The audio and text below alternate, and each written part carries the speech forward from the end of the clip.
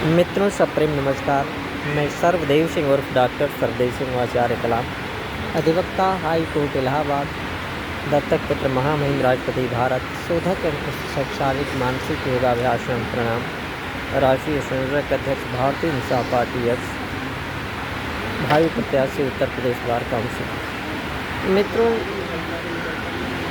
मैं जिस पैतृक परिवार में पैदा हुआ हूँ वह कभी मेरे पैतृक गांव के हमारे स्वर्गीय दादा जयकरण जी के कार्यकाल में वह एक गांव के जमींदार व्यक्ति यानी संपन्न व्यक्ति थे। समय के साथ स्वतंत्रता के साथ ही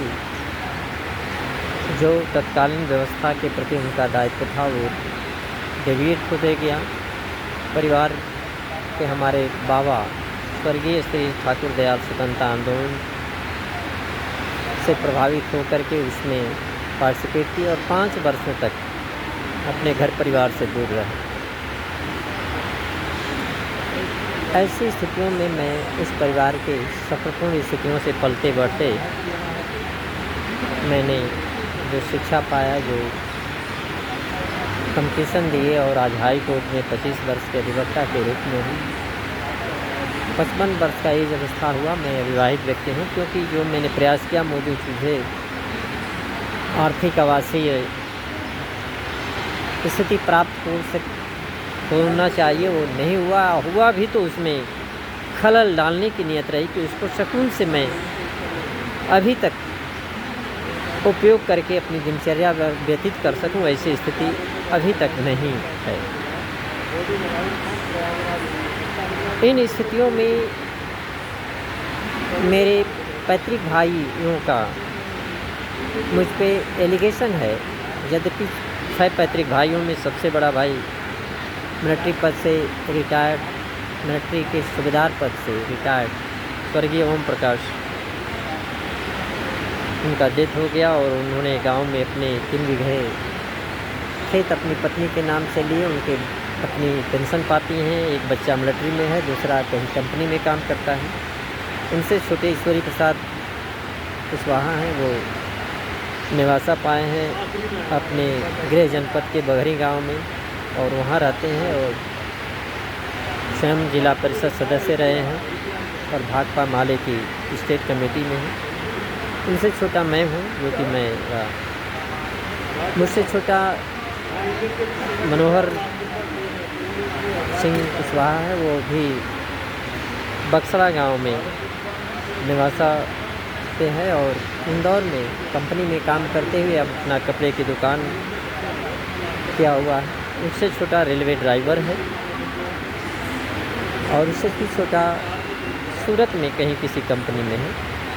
ऐसी परिस्थितियों में 1999 में, जबकि मेरे प्रतियोगी जुडिशियल से लेकर सिविल के कभी मेरा प्री नहीं रुकता था, सभी प्रतियोगी परीक्षाओं से लेकर सब कुछ अवसर था, मैं एक अविवाहित व्यक्ति था।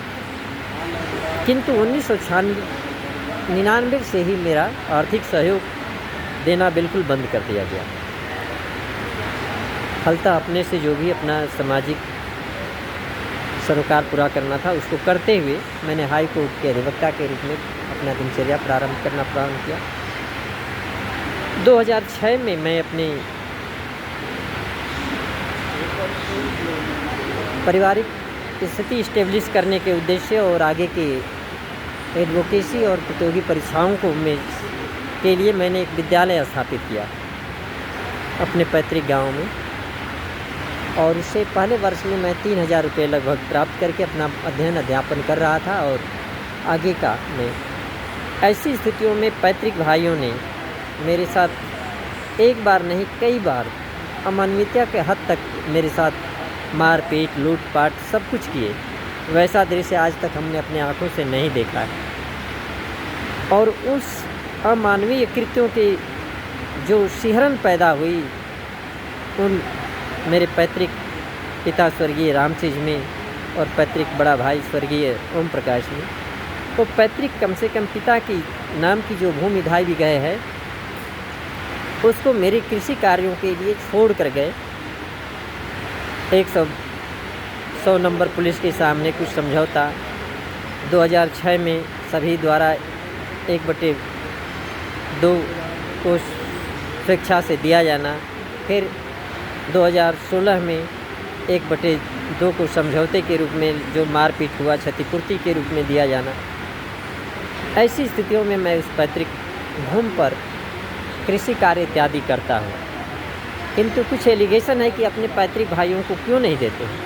पहली बात तो जो अधिकारी गण हैं या जो रिलेटिव हैं या जो भी शुभचिंतक हैं, वो ये जानने का प्रयास करें कि हमारे साथ वो किए क्या हैं। दूसरी बात ये जानने का प्रयास करें कि उनकी आर्थिक स्टेटस क्या है। और तीसरी बात, मेरी आवश्यकता अस्वस्थता इत्यादि में जो विकलांगता से लेकर के इत्यादि हमारे आजीवन पैदा करने का प्रयास किए, मेरी आवश्यकता क्या है, तब वो देने की स्थिति में हमें दिया जाना चाहिए, उनको हिस्सा दिया जाना चाहिए कि उनसे के द्वारा क्षतिपूर्ति और दिलाया जाना चाहिए, तब उन सभी आप सबके समझ में आएगा। अभी हमारी पैतृक माँ श्रीमती दुलारी देवी जीवित है और इन सभी भाइयों ने किस तरह से षड्यंत्रपूर्ण ढंग से उस पैतृक संपत्ति का, जिसको हम मेरे लिए जीविकोपार्जन इत्यादि के लिए पैतृक पिता और स्वर्गीय बड़े भाई छोड़ कर गए हैं, उस पर कैसे ये षड्यंत्रपूर्ण नामांतरण कराए और कैसे वो अधिकारियों ने कर दिया बिना मुझे सूचना दिए, ये स्वयं ही बड़ा ही अमानवीय कृत्य है। तो इन स्थितियों में जो भी इस तरह की बातें हैं वो बिल्कुल अनर्गल है कि मैं दे नहीं रहा हूँ, बल्कि वो सब उनके कुकृत्यों का संज्ञान लेकर के मुझे क्या दिलाया जाना चाहिए उनसे पूछने की ज़रूरत है। इन्हीं बातों के साथ मैं सरदेव सिंह उर्फ डॉक्टर सरदेव सिंह आचार्य कलाम आप सभी को सप्रेम नमस्कार।